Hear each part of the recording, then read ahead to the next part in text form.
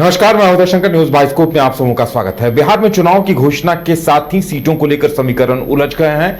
हर दल सीटों के जुगाड़ में लगा हुआ है। गठबंधन में भी यही जिद चल रही है। वहीं अगर हम बात करें झारखंड में, तो झारखंड में जेएमएम ने बिहार में लगभग 12 सीटों पर दावा ठोका है और उसके बाद से जेएमएम को अभी तक संतोषजनक जवाब नहीं मिला है और बैठक को लेकर भी कोई ठोस पहल नहीं हुई है। ऐसे में जेएमएम का सब्र अब जवाब देता हुआ दिखाई दे रहा है। जेएमएम की तरफ से कहा जा रहा है कि कांग्रेस और राजद गठबंधन अगर जल्द से जल्द सीटों को लेकर फैसला नहीं करता है तो फिर जेएमएम निर्णय लेने के लिए स्वतंत्र होगा। ज्यादा जानकारी के लिए इस वक्त हमारे साथ हमारे सहयोगी नीरज हैं। नीरज, जेएमएम की तरफ से क्या कुछ कहा जा रहा है अब सीटों को लेकर? देखिए, बीते दिनों झारखंड मुक्ति मोर्चा के दो जो नेता थे वो गए हुए थे बिहार की राजधानी पटना में और वहाँ पे लगभग ये 2 दिन जो है बैठक आयोजित की गई थी। और क्योंकि पहले से जो दावेदारी थी वो 12 सीटों की थी झारखंड मुक्ति मोर्चा की ओर से, उसको लेकर बैठक की गई। लेकिन जो अन्य पार्टियां हैं जिसमें कांग्रेस है, वाम दल है और आरजेडी के साथ साथ जो वीआईपी पार्टी है, ये 4 पार्टियों को मिलकर जो है गठबंधन तैयार है। उसमें झारखंड मुक्ति मोर्चा भी शामिल है। अब झारखंड मुक्ति मोर्चा का कहना है कि 12 सीटें हैं उसमें वो मजबूत है। ऐसे में क्योंकि झारखंड में वो गठबंधन के धर्म को निभा रहे हैं, उसी प्रकार से बिहार में भी जो पार्टियां हैं महागठबंधन के तहत, उन्हें भी महागठबंधन ये धर्म जो है वो निभाना चाहिए। और देखिए, 2 दिन जो बैठक चली उसमें ये निकलकर जो बात सामने आई कि 2 से 3 सीट जो है वो महागठबंधन की ओर से दिया जा सकता है, लेकिन कोई स्पष्ट बात जो है वो निकलकर सामने नहीं आ पाई है। लेकिन आज जो झारखंड मुक्ति मोर्चा की ओर से जो प्रेस कॉन्फ्रेंस किया गया उसमें एक तरह से संकेत दे दिया गया है कि जो 12 सीटों का दावा था उस पर सहमति नहीं बन पाई है।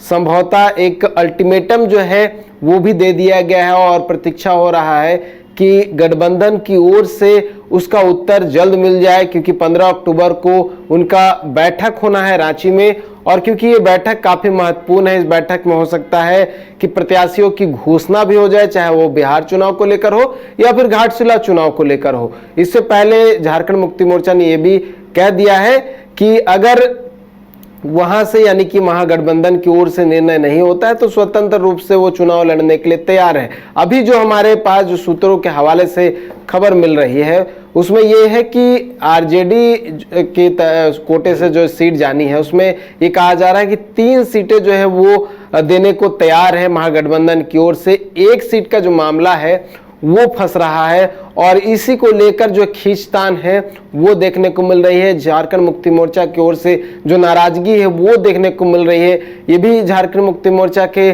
जो महासचिव सह प्रवक्ता सुप्रियो भट्टाचार्य हैं कहते हुए नजर आए, क्योंकि 2019 में झारखंड मुक्ति मोर्चा ने यहाँ पर महागठबंधन के तहत 7 सीटें दी थी और उसमें से बस 1 ही सीट जो है आरजेडी जीत पाई थी और उसमें 1 ही सीट पे जीतने वाले जो प्रतिनिधि थे उन्हें 5 सालों तक जो है मंत्रिमंडल में शामिल रखा गया। और उसके बाद जो 2024 में जो चुनाव हुआ उसमें 6 सीट दिए गए, यानी कि 5% जो सीट होता है वो दिए गए। उसी प्रकार से उनका भी दावा था कि जो बिहार की 5% सीट है वो भी उन्हें मिलनी चाहिए, लेकिन वैसा नहीं देखने को मिल रहा है। लेकिन मेरी जो जानकारी है वो 4 सीटों पर बात चल रही है, 3 सीटें देने की सहमति जो है वो बन पाई है। अब देखने वाली बात होगी कि क्या कुछ होता है, लेकिन संभवतः कल देर शाम तक इसकी घोषणा हो सकती है और हो सकता है अगर सहमति बनती है तो झारखंड मुक्ति मोर्चा जो इस बार 4 सीटों पर बिहार में चुनाव लड़ सकती है, या फिर अगर खींचतान अधिक होता है तो फिर 2000 नीरज, माना जाए कि 1-2 दिनों के अंदर यानी 2 दिनों के अंदर अगर सीट बंटवारे को लेकर महागठबंधन की तरफ से ठोस निर्णय नहीं होता है तो जेएमएम फिर प्रत्याशियों की घोषणा करेगी। बिल्कुल, 15 अक्टूबर को जो उनका बैठक होना है, केंद्रीय समिति के जो सदस्य हैं वो उसमें उस बैठक में शामिल होंगे, तो वहां पर इन बातों को लेकर चर्चा की जाएगी। क्योंकि 2 ऐसे नेता गए हुए थे पटना, झारखंड मुक्ति मोर्चा केंद्रीय महासचिव विनोद पांडे और सुधीर कुमार सोनू जो कि झारखंड मुक्ति मोर्चा के कोटे से मंत्री भी हैं और उनका एक अलग वजन जो है वो पार्टी में माना जाता है। तो वो एक बड़ा कारण है कि 2 व्यक्ति वहां पर गए हुए थे और उन्होंने सारी बातें जो है केंद्रीय अध्यक्ष जो है मुख्यमंत्री हेमंत सोरेन उन्हें बता दिया है। और मुख्यमंत्री हेमंत सोरेन अभी क्योंकि बाहर गए हैं, ये कुछ स्वास्थ्य कारण है, उस कारण से तो 14 अक्टूबर को बताया जा रहा है कि मुख्यमंत्री हेमंत सोरेन जो है वो रांची लौट आएंगे और 15 अक्टूबर को जो बैठक होनी है उसमें कोई बड़ा फैसला जो है वो झारखंड मुक्ति मोर्चा की ओर से लिया जा सकता है, बशर्ते कल परसों तक महागठबंधन की ओर से कोई निर्णय ना सामने आ जाए। चलिए नीरज, तो हमें भी इंतजार रहेगा इस बात का कि आगे क्या कुछ होता है, क्योंकि जेएमएम ने स्पष्ट कर दिया है कि अगर उधर से हरी झंडी नहीं मिलती है सीटों को लेकर तो फिर जेएमएम खुद स्वतंत्र होगी अपनी सीटों पर खुद प्रत्याशी उतारने के लिए। शहर की भीड़ से बोर हो गए हो तो चलिए आज नए वाइब में आपको लेके चलते हैं, जिसका नाम है वैदिक विलेज। एम्स पटना से 10 मिनट की दूरी पर नौबतपुर में स्थित ये सोसाइटी सिर्फ आपके लिए है। यहाँ पे मेन रोड 30 फीट की है, रिंग रोड 24 फीट की है और ब्रांच रोड 20 फीट की है। यहाँ मिलेगा आपको स्विमिंग पूल, जॉगिंग ट्रैक, मंदिर और 24/7 सिक्योरिटी कैमरा जैसी बेसिक एमिनिटीज।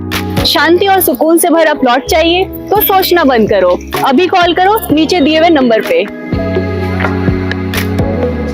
घर रहने का मकान भर नहीं, ये खुशियों की तिजोरी है। दरवाजे पर दस्तक देता पड़ोस, खिड़कियों से उमड़ आता आसमां, तारों में उलझी ऐसी ना जाने कितनी दास्तां। कहती हैं चले डायमंड सिटी, एक सफर हम सफर के साथ अपने घर तक। Diamond city, life long bonding, 500 से ज्यादा खुशहाल डायमंड परिवार। जल्दी करें, सिर्फ 200 फ्लैट बाकी। आज ही बुक करें अपना आशियाना।